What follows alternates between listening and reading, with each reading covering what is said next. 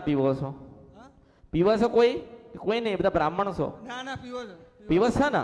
તો મેં પહેલા તને શું જવાબ આપ્યો? મેં પહેલા શું જવાબ આપ્યો એમ કહો. હા, અને તમારા મેલડી માના પાછું સેટું એ લાગતું નથી, નજીક જ છે મેલડી. મેલડી નજીક છે એક. અને તમારા ઘરની અંદર જે છાપરું છે ને, અસલ છાપરું, એની અંદર મેલડી છે. હું તમને શું કહું છું, આપણને ખૂબ દવાખાને દવા લેવા ગયા, ડોક્ટરે આપણને કીધું કે ભાઈ તમારા પેટમાં તમારા આ કારણે દુખાય છે, તો આપણે દવા તો એની પાસે માગીએ કે નહીં? તો તમે દવા ના માગીએ એની પાસે.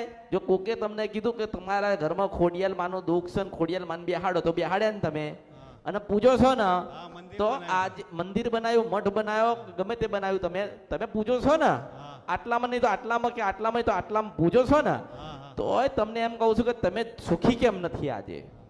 આજે બધા જ ભાઈઓ ભીખ માંગો છો, તાર જોઈ લે. હે, કોઈને ધાબાવાળું ઘરે નહીં, હું મેલડી ભાડું તને કહું.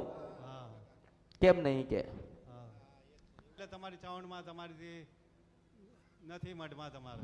અરે મઠમાં કોઈ નથી, કોઈના મઠમાં કઈ નથી, આપણા હૃદયમાં છે. તમે કેમ સમજતા નથી?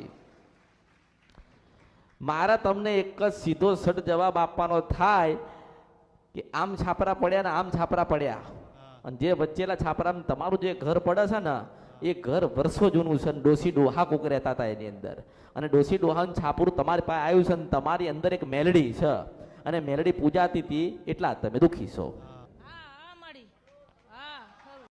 જય મેલડીમાં આપણા વિડીયોનો સપોર્ટ કરજો. જય અમૃત બાપા મેલડી.